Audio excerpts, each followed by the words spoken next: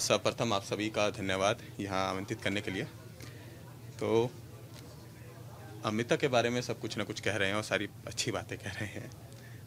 मेरा एक ये मतलब मानना है, सुझाव भी है कि जब भी जैसे भारत में इतनी सारी भाषाएं हैं, अलग अलग भाषाएं में इतना सारा साहित्य लिखा गया है। अमृता पंजाब की भूमि से आती हैं। सारा साहित्य उन्होंने अपना पंजाबी में लिखा है। गुरुमुखी में उनका ज़्यादा तक साहित्य है उनका। और जो हमारे पास आता है या जो हमारे पास अब तक आ पाया है वो हिंदी में या फिर थोड़ा बहुत इंग्लिश में अवेलेबल है।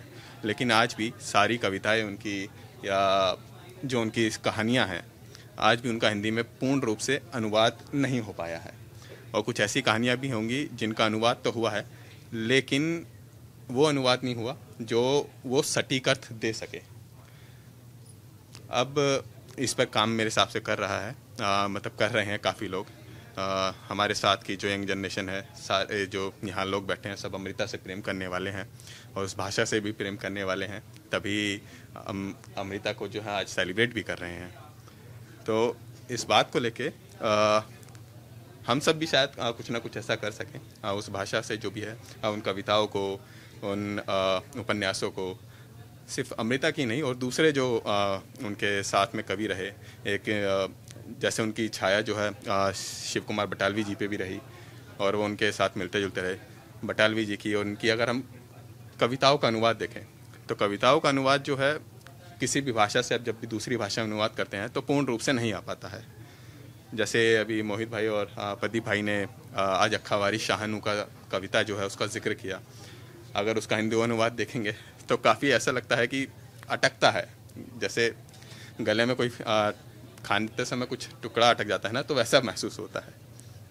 पर कविता है तो कविता का स्वाद उसकी जो ओरिजिनल भाषा है उसी में रहेगी।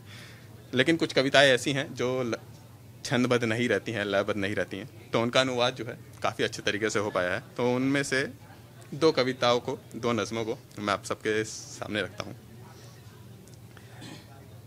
कुफ्र। आज हमने एक दुनिया बेची और एक दीन खरीद लिया। हमने एक कुफ्र की बात की, सपनों का एक थान बुना था, एक गज कपड़ा फाड़ लिया और उम्र की चोली सी ली।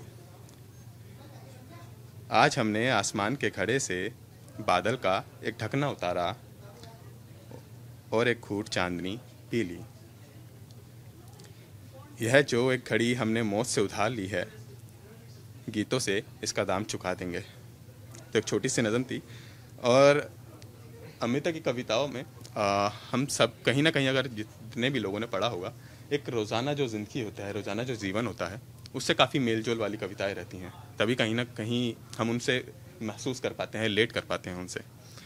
तो ये काफ़ी अच्छी बात है हम सभी के लिए।